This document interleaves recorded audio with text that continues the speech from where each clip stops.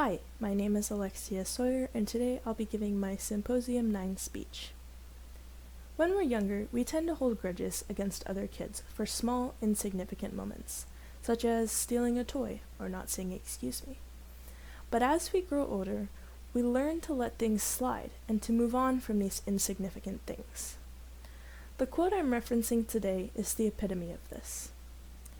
Abraham Lincoln once said, "Thus, let bygones be bygones, let past differences as nothing be." I somewhat agree with this quote. I'm going to talk about two examples that relate to this quote.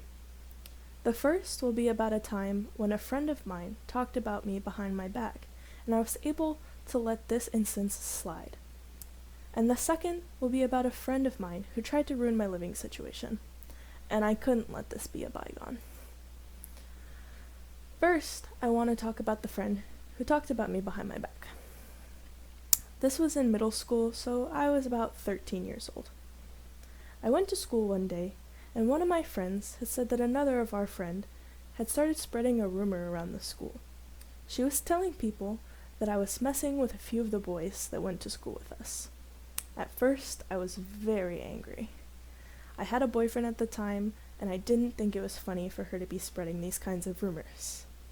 I originally was going to yell at her and make a scene about it, but decided against it.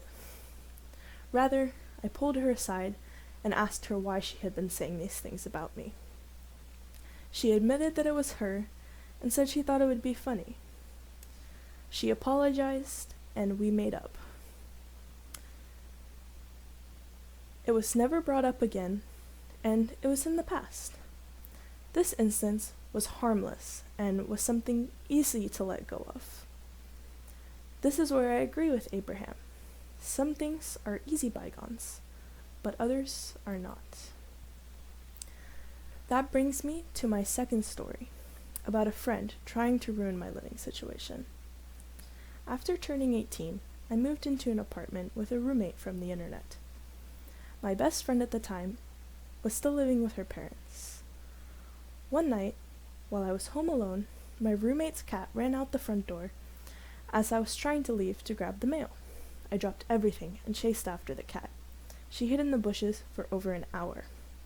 But while I was trying to chase the cat, I was messaging my best friend, freaking out. Rather than being supportive, my friend accused me of being careless and asked if I had been taking my medications. I told her it wasn't any of her business and that I was just upset over the cat running outside. After getting the cat back inside, I decided to sleep on the couch so that once my roommate got home, I could explain the situation to her. Once my roommate arrived home, she already seemed upset. And the following morning, I found out that my friend had messaged her telling her that I let the cat run out the front door and that I hated the cat and wanted to let it run away. Rather than letting that bother me, because I knew it wasn't true, I showed my roommate my phone, and she read all of our messages. My roommate apologized for being so upset, as I had done nothing wrong. I later went to my ex-friend's house to collect the keys that she had to my apartment.